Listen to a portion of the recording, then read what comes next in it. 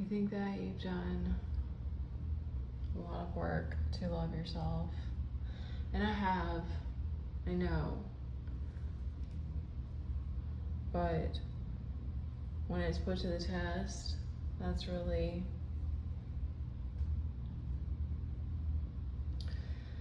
the test of, can you overcome? I do want to add, while it's on my mind, that I appreciate people not making me feel more ashamed about my anger issues and my lack of control in that area, because that alone is healing in a way. And I know it's unsettling and disturbing maybe to some people. I mean, it's the same for me, because one of my fears is that I'm gonna hurt somebody, or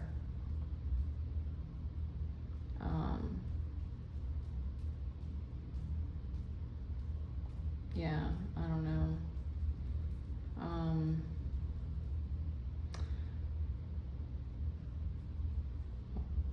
When I spoke out that I wanted to have a job in my own place, I don't think at that point that I knew I was going to try to do OnlyFans, but I started it a week or so after that, and then it was only a week later that my dad got sick, and now he's not able to work, and I'm completely on my own to figure out my finances now, aside from child support.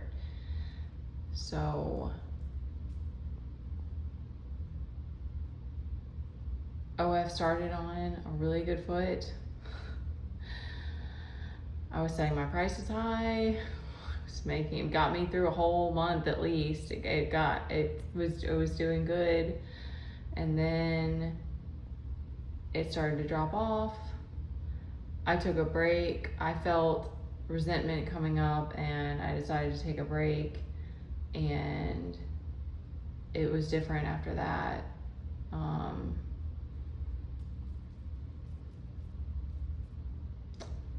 When I would reach out to people about something, I would notice right away that made me feel degraded and gross and disempowered, and showing up over and over and over, and people are paying for the subscription, but they're not paying for other content, and I have bills to pay, and back in that survival and that desperation, along with all of the insanity with the cops and CPS being called on us, and then being filed papers, custody papers. And I don't know, I know I can see myself in the mirror and see that I still have this like sensual energy, and yet I don't know how I'm gonna keep going. I don't know how I'm gonna overcome this, or how I'm gonna make $1,500 to $2,000 a month. Like,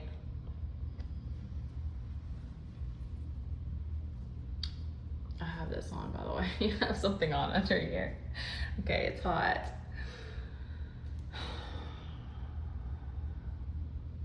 I have so much like respect. It's not like admiration, like awe. I feel a feeling of awe for the women who have made a living doing this, and how much courage and strength that it takes. Maybe you guys weren't moms, but I don't know your story, because you have to have a story to get to the point of doing sex work. There's no way. And having to push past feeling like you're just a thing for people to jerk off to, and how I also at the same time I love and honor and I worship the dark feminine, the feminine energy, and how we never, like, we don't ever deserve to not be rewarded for our energy. And it's hard to hold back the emotion because I know it's inner work that I'm still having to do. And I know that I don't want to be someone that can't control my anger, and that's dangerous.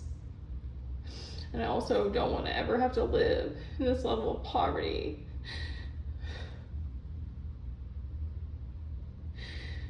Along with everything else that I'm up against right now.